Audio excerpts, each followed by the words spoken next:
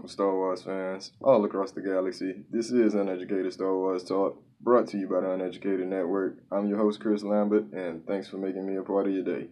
So the Solo, a Star Wars story premiere, red carpet premiere, was over the weekend or sometime last week, and got a lot of news coming out of it. Got some good reactions. Well, there's only one real reaction that I've seen, but you know the ads and stuff on Facebook, Twitter, that you forced to see some of the reactions. And there's only one video I kind of watch, and I usually stay away from movies that I want to see, that I'm super excited for. I stay away from people's early reviews, they first thoughts and things like that, because I want to go into the movie with my own thought. I don't want to have what people said about the movie prejudging the movie. I don't want to do that. I want to have my thoughts about the movie. I don't want to go in looking for things like, oh yeah, but my man Jon Favreau, he's one of my favorite movie reviewers, movie news people. Shout out to him.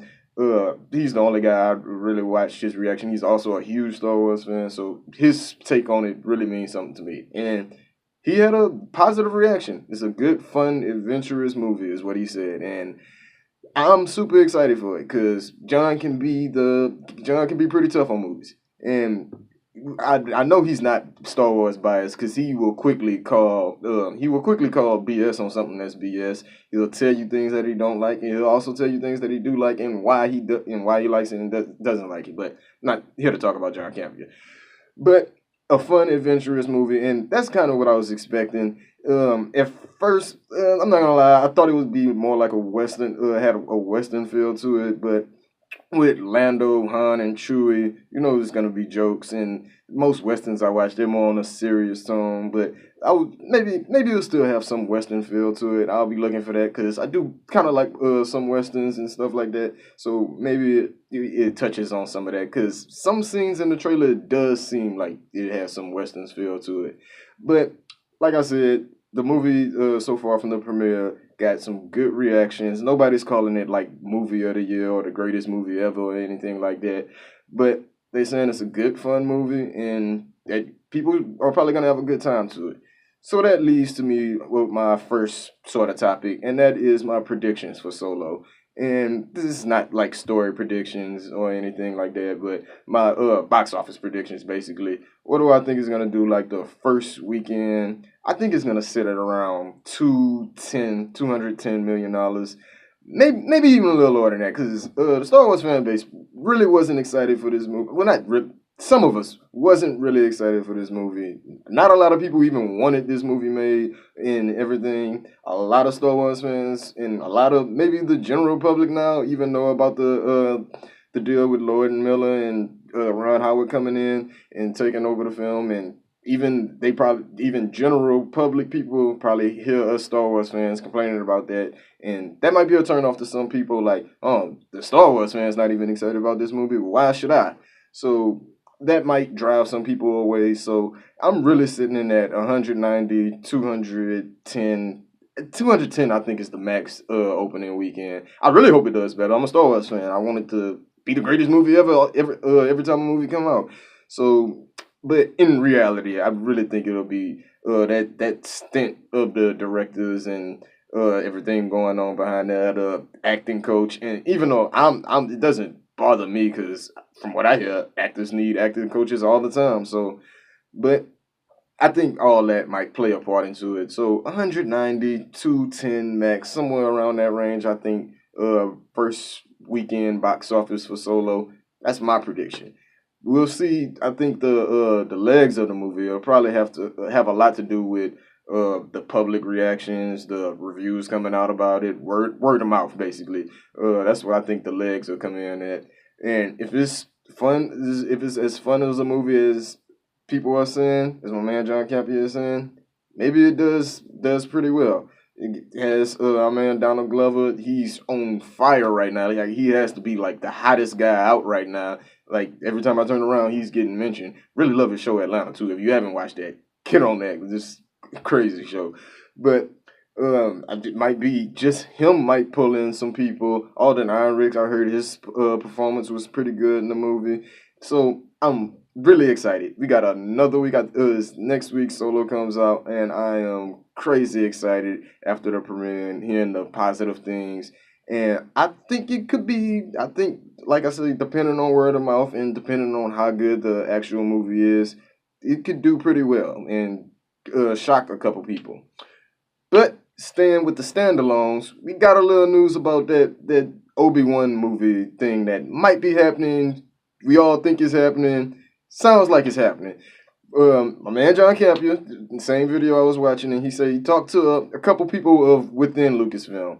The movie hasn't been greenlit yet, like it's not official, but it seems official. He says talking to people within Lucasfilm, talking to people who deal with Star Wars and everything. Like you said, it looks like they're moving ahead with the Obi-Wan movie. Super excited. I think I said this before that I'm not crazy over a Obi-Wan movie. It's I don't know what take they're gonna do because to my knowledge, Obi-Wan maybe just sat on Tatooine watching Luke, and yeah, he had probably had problems he had to deal with on Tatooine. That's how you know Mos Eisley watching Luke dealing with the Tusken Raiders and stuff. I'm sure that in episode 4 wasn't the first time he saved Luke's skin.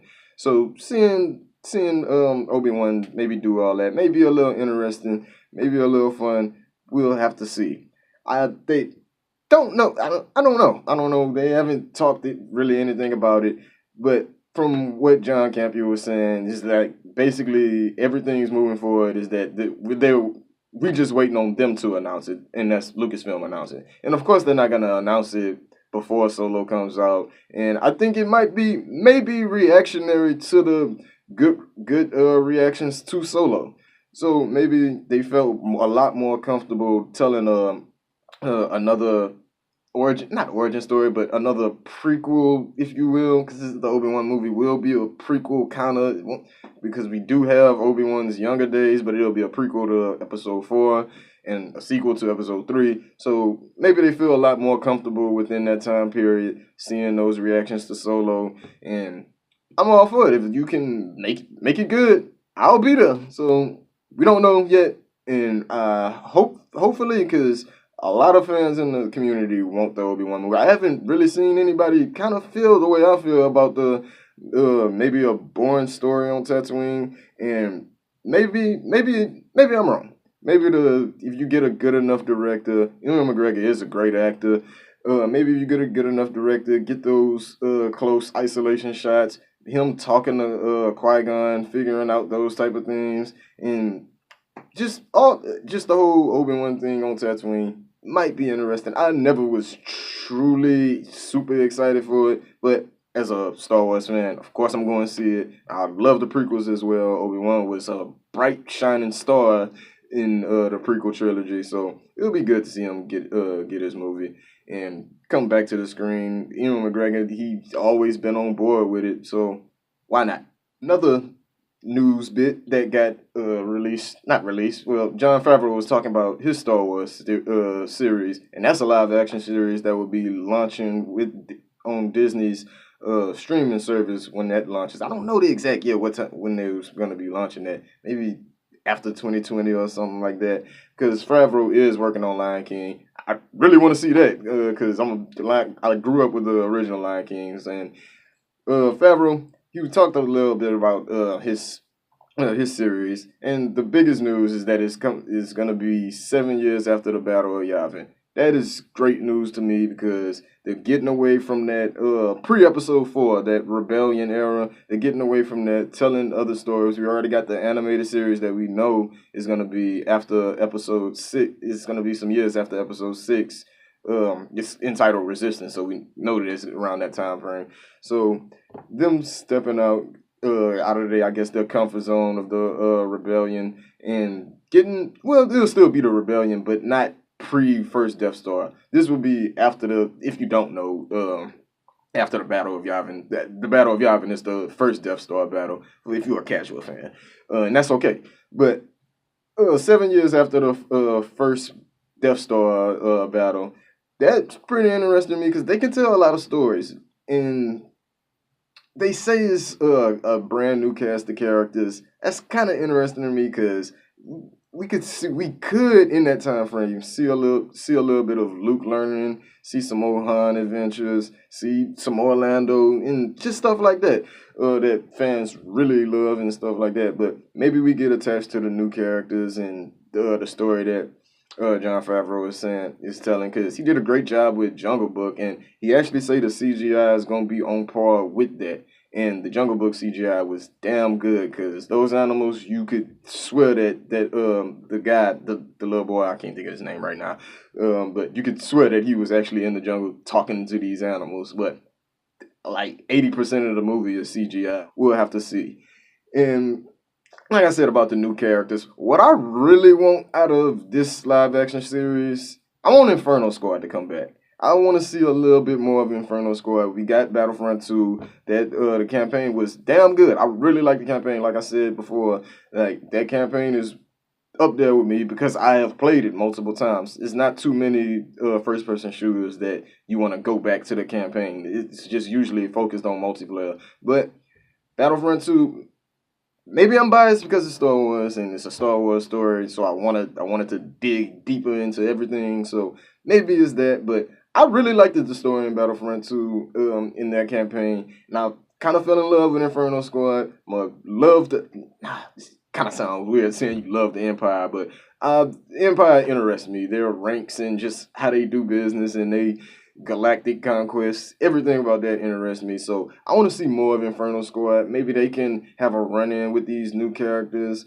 Maybe they want to have a couple episodes or a season predominantly having them in there, and I will be super on board with that. But that wasn't actual news. Like they didn't say anything about the Inferno Squad being in it or anything, but that's just something I personally want because I love that squad. I love the book Inferno Squad. I think I might give it another read now that I think about it. I love that book and fell in love with those characters. Aiden is a beast, and the rest of the squad they fit in perfectly. We can learn a little bit. Well, thinking about the time frame, it will probably still just be the three members that we're familiar with. So I really want Inferno Squad in this series, and with that time frame, Inferno Squad is just 7 years after the Battle of Yavin. The Battle of Yavin is why Inferno Squad came to be. It would make sense for Inferno Squad to be there. So hopefully that's what I can get. But that'll be all for this video. We had like I said, I'm not gonna sit here and break down every little news bit that came out of the premiere. I'm sure it's a couple other things I missed. And I don't read, but I don't read every little thing about every movie coming out, especially movies that I'm super excited for.